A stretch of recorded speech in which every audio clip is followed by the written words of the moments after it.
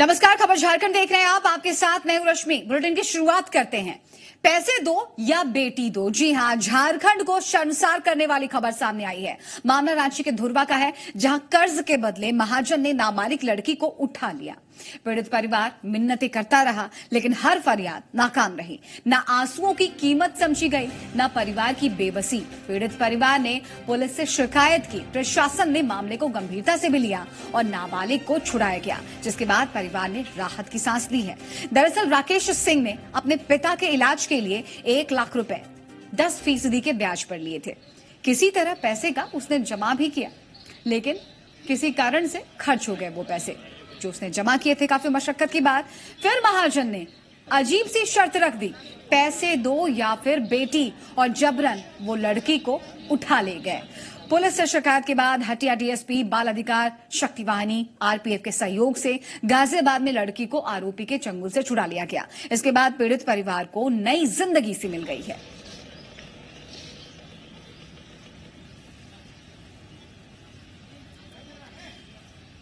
तो बड़ी ही हैरान करने वाली खबर है, चौंकाने वाली खबर है।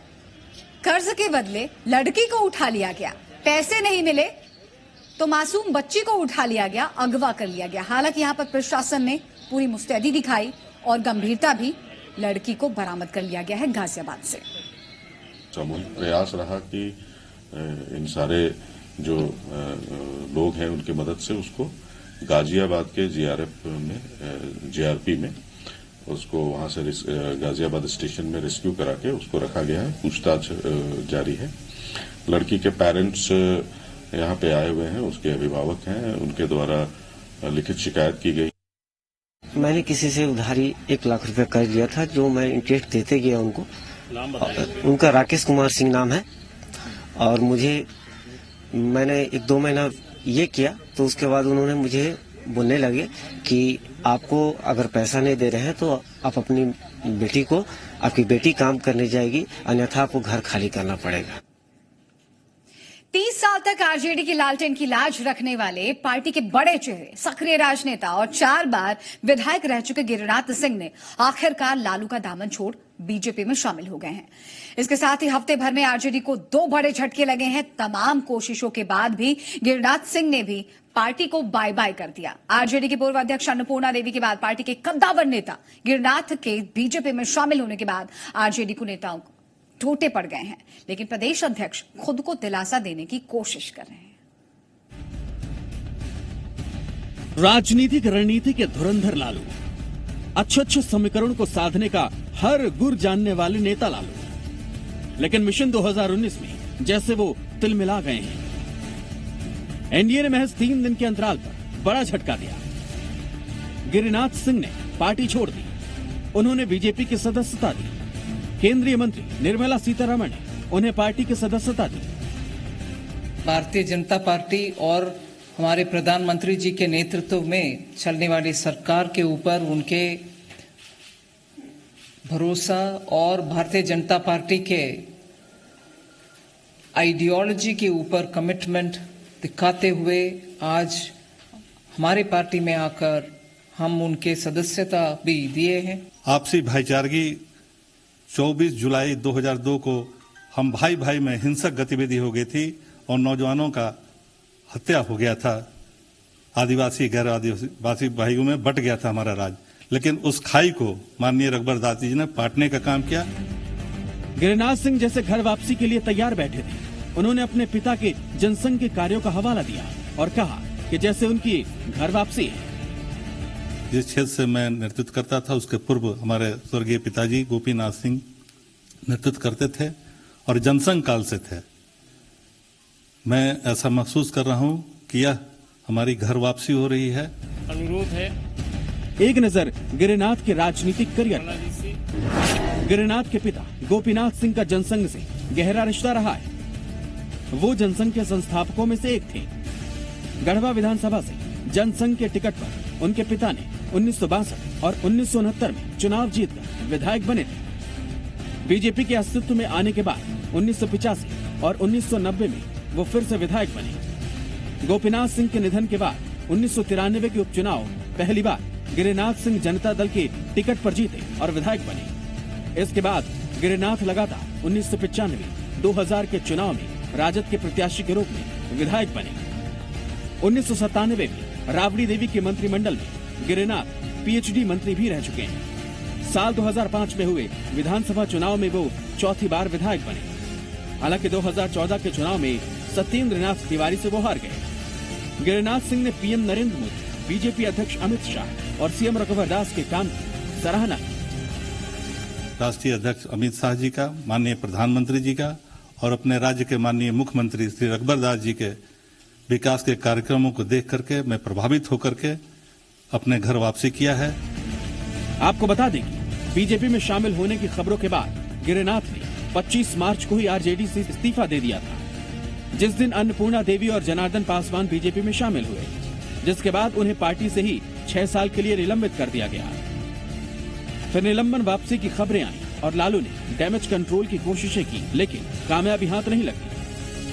और कोई झटका नहीं लगेगा, लेकिन गिरिनाथ सिंह जी पार्टी से जाएंगे, अन्नपूर्णा जी गई, तो इसकी चर्चा गॉसिप तो होना स्वाभाविक है, जो चर्चा हो। गिरिनाथ ने कहा कि झारखंड के लिए अफसोस की बात है कि आपस में ही नेताओं ने लोगों को भीतरी बाहरी के चक्कर में लड़ने पर मजबूर किया।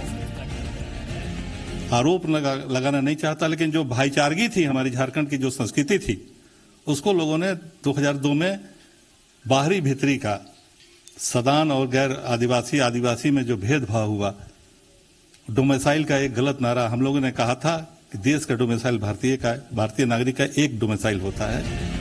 बहरहाल राजनीतिक रास्ता कशी में बीजेपी विरोधियों को पटखनी देने में कोई कसर बाकी नहीं छोड़ना चाहती।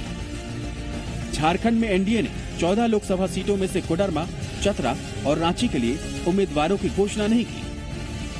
चर्चा है कि अन्नपूर्णा देवी को कोडरमा और चतरा से गिरिनाथ को बीजेपी का टिकट मिल सकता है।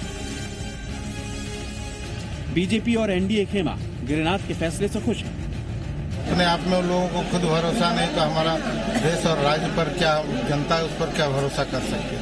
इसलिए जनता को पूरा विश्वास है कि राजग गठबंधन काफी मजबूती के साथ चुनाव लड़ रहा है। अधिक से अधिक लोग भारतीय जनता पार्टी में शामिल होकर, इस यज्ञ में शामिल होकर के इस देश को वैभवशाली बनाने के लिए, शक्तिशाली बनाने के लिए भारतीय जनता पार्टी में शामिल हो रहे।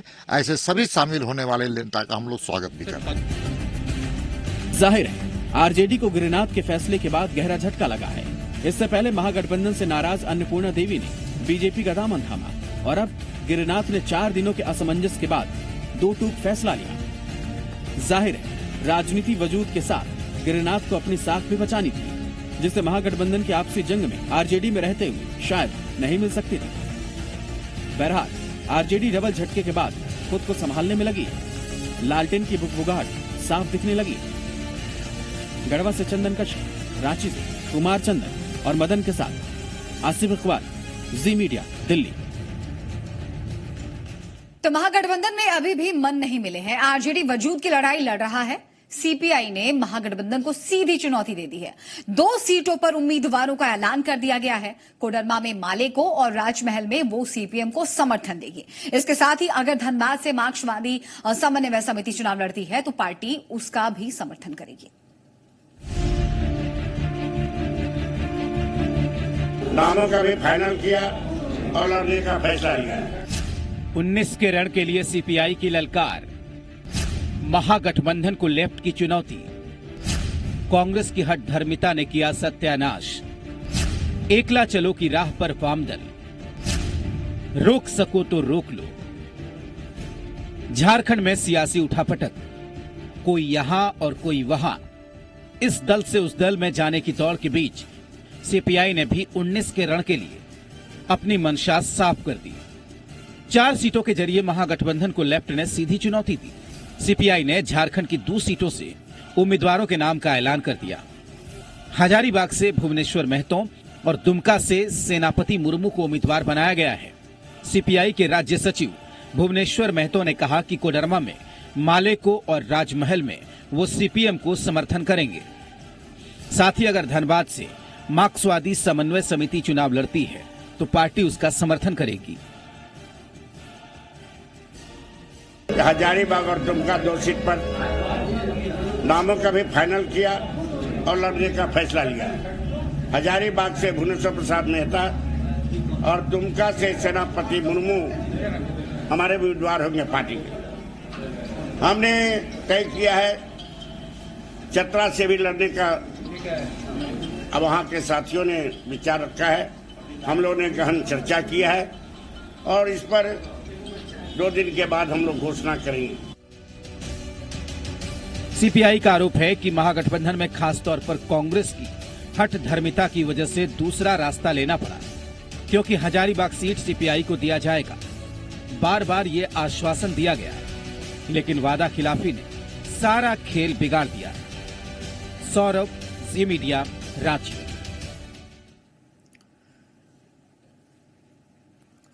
तो झारखंड महागठबंधन में आरजेडी की चुनौती के बाद गोड्डा के पूर्व सांसद फुरकान अंसारी का दर्द अब छलक पड़ा है। फुरकान अंसारी कोर्ट में पेशी के बाद एक बैठक में शामिल हुए और दनादन अपनी ही पार्टी कांग्रेस पर कई सवाल दाग दिए। उन्होंने अल्पसंख्यक से लेकर मान सम्मान का भी सवाल उठाया। फुरकान अंसारी ने खुलकर कांग्रेस प्रदेश अध्यक्ष डॉक्टर अजय कुमार पर अपनी भड़ास निकाली। उन्होंने कहा कि जेवीएम के प्रति उनका प्यार अब दिखने लगा है, तभी तो गोड्डा और कोडरमा दोनों ही सीट जेवीएम को गिफ्ट कर दिया।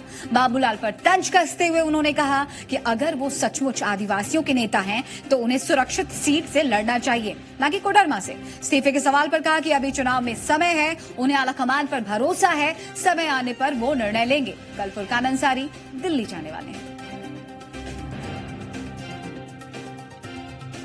आलाकमान ने यहाँ पे पीसीसी प्रेसिडेंट को भेजा था कांग्रेस को मजबूत करने के लिए।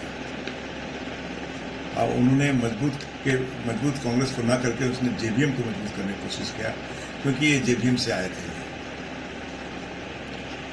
मैं गोड्डा से एक प्रबल दावेदार के रूप में मैं उनसे बात किया था और मैं आज भी उनसे कहना चाहता हूं कि हमें कौन सी पार्टी का विरोध हमने काम किया या पार्टी के खिलाफ कौन सा एक्टिविटीज मेरे अंदर आपने देखा जो मेरे खिलाफ में। आप 5 महीना पहले से ही आने के साथ ही आपने जो है यह अभियान चला दिया कि फुरकान अंसारी यहाँ से नहीं जीतेगा और नहीं होगा तो प्रदीप नहीं लड़ेगा तो उन्हें जेवीएम नहीं देगा, नहीं होगा तो प्रदीप को हम कांग्रेस पार्टी में सम्मिलित करके उस पर आएंगे।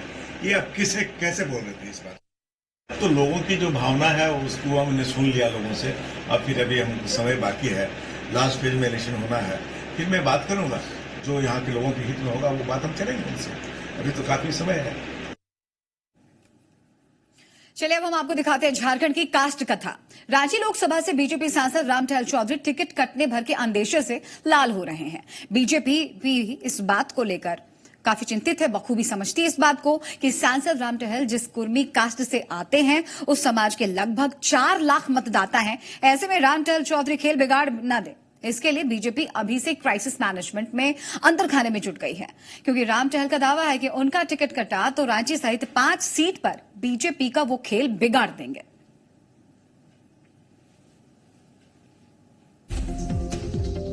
क्या रांची से बीजेपी के सिटिंग सांसद रामटहल चौधरी टिकट कटने के बाद चुपचाप पार्टी का फैसला मान जाएंगे?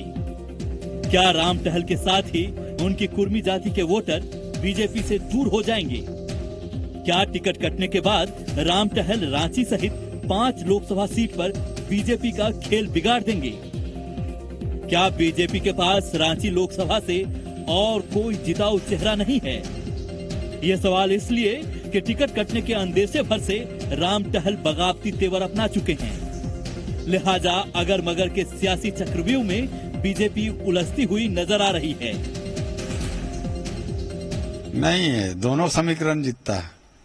व्यक्ति अगर ठीक नहीं हो तो चुनाव नहीं जीतता है, इसलिए व्यक्ति भी ठीक हो और पार्टी का दोनों का समीकरण मिलता है तभी जीत होती है।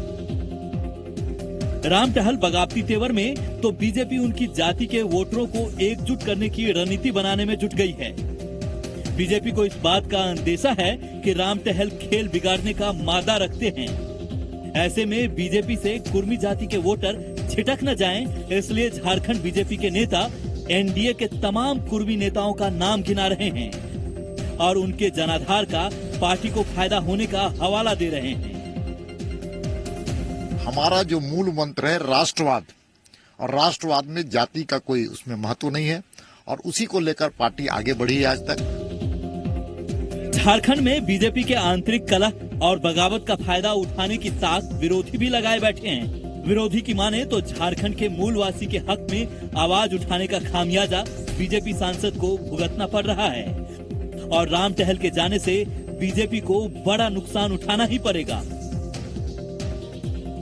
जो झारखंड के जो मूलवासी आदिवासी हैं, जिनके हक में आवाज उठाने का खामियाजा उस व्यक्ति को भुगतना पड़ा है, तो उसका खामियाजा फिर भारतीय जनता पार्टी को भुगतना पड़ेगा। चुनावी जंग में लाख सियासी लोग जमात की बात करें, पर चुनावी मैदान में जीत हार के गणित को साधने के लिए कास्ट कैलकुलेशन एक बड़ा आधार होता है। झारखंड बीजेपी के नेता लाख जमात की पार्टी खुद को बताते रहे, पर अंदर खाने पार्टी जाति से जीत को साधने में जुटी है और इसके लिए अभी से डैमेज कंट्रोल में जुट गई है। कुमार चंदन, जी मीडिया, रांची।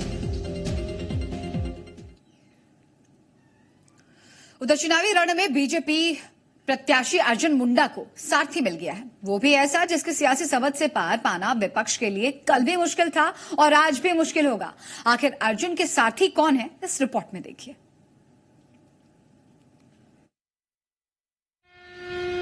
एक फ्रेम में झारखंड के दो दिग्गज नेताओं की ये तस्वीरें चाहे जितनी बार देख लीजिए मन नहीं भरेगा। है ही ये इतना सभ्य, शालीन और सुंदर।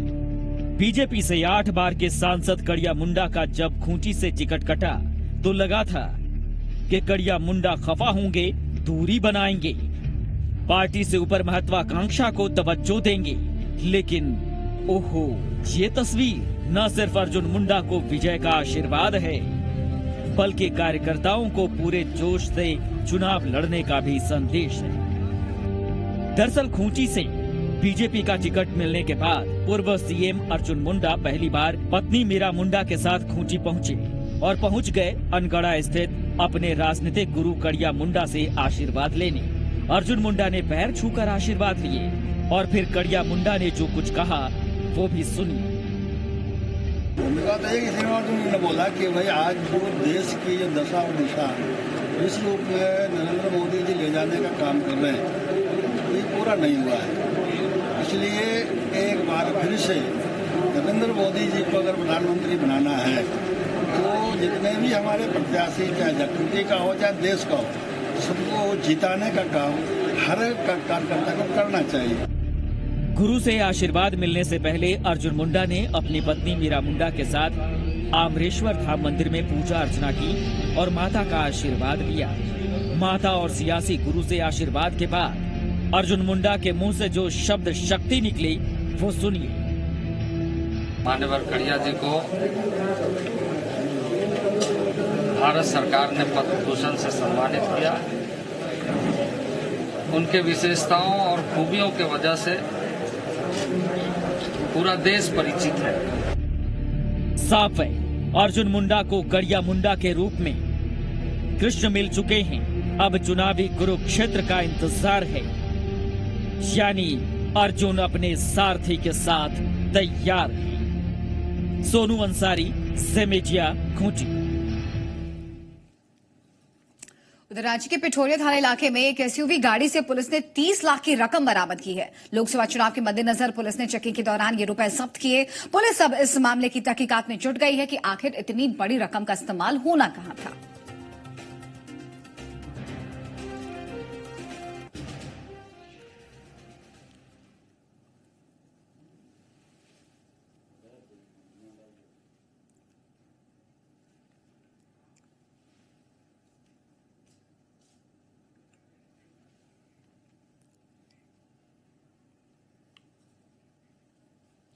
झारखंड हाई कोर्ट में आज जेवीएम के बागी विधायकों के मामले में सुनवाई हुई। झारखंड हाई कोर्ट ने जेवीएम विधायकों के दलबदल मामले में सभी 6 विधायकों को नोटिस जारी करने का आदेश दिया है और इसके बाद सभी विधायकों से अब उनका पक्ष पूछा जाएगा। इस मामले में अब अगली सुनवाई 4 सप्ताह के बाद होगी।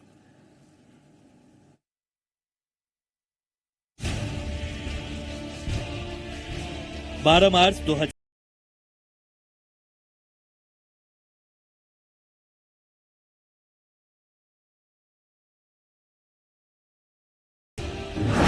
हाई कोर्ट ने मामले में सुनवाई की और सभी 6 विधायकों को नोटिस जारी करने का आदेश दिया। यानी जेवीएम को छोड़कर बीजेपी में जाने वाले सभी 6 विधायकों को कोर्ट में उपस्थित होकर अपना पक्ष रखना होगा। हालांकि बचाव पक्ष ने मामले में विधानसभा अध्यक्ष को पार्टी नहीं बनाए जाने की भी दलील भी कोर्ट में रखा। कोर्ट में अपर महाधिवक्ता ने कोर्ट में कहा कि दल बदल कानून के तहत 10वीं अनुसूची के प्रावधानों का अनुपालन किया गया है और जेवीएम के 8 विधायकों में से 6 विधायकों का विलय हुआ है। ऐसे में पार्टी का विलय माना जाएगा। न्यायालय को अभी निर्णय तक पहुंचने में थोड़ा समय इसलिए लगेगा क्योंकि 6 विधायक भी इसमें को पक्षकार बनाया गया है। तो 6 विधायक को नोटिस इशू करके उनको अपनी बात रखने के लिए अवसर दिया गया है। उधर इस मामले में याचिकाकर्ता के अधिवक्ता राजनंदन सहाय ने कहा कि स्पीकर कोर्ट ने 10वीं अनुसूची के प्रावधानों का उल्लंघन करते हुए विधायकों के पक्ष में फैसला सुनाया है। दल बदल मामले में विधानसभा न्यायाधिकरण ने सही तथ्यों की अनदेखी की है और सत्ता पक्ष के होने के कारण 6 विधायकों को लाभ पहुंचाया गया है। सुनवाई के दौरान जेवीएम की स्थिति को लेकर चुनाव आयोग से मांगी गई स्थिति पर कोई चर्चा नहीं हुई। 10वीं अनुसूची को संविधान में इसीलिए लाया गया कि दल बदल को रोका जाए। विधायकों के इस कृत्य को रोकने के लिए ही 10वीं अनुसूची को लाया गया। अगर विधायक ही निर्णय लेंगे तो 10वीं अनुसूची को लाने का औचित्य ही खत्म हो जाएगा। बहरहाल मामले की अगली सुनवाई 4 सप्ताह बाद होगी, लेकिन इस संबंध में हाईकोर्ट क्या फैसला लेता है ये तमाम दलीलों और तथ्यों के आधार पर होगा। ये देखना होगा। फिलहाल कोर्ट के नोटिस के आदेश को याचिकाकर्ता अपना जीत बता रहे हैं तो बचाव पक्ष से नॉर्मल प्रोसीडिंग। कामरान जलीली, जी मीडिया, रांची। चलिए इसी के साथ खबर झारखंड में फिलहाल इतना ही। छोटा सा ब्रेक के बाद देखिए प्रदेश का सबसे बड़ा डिबेट शो अभिषेक कात्यायन के साथ।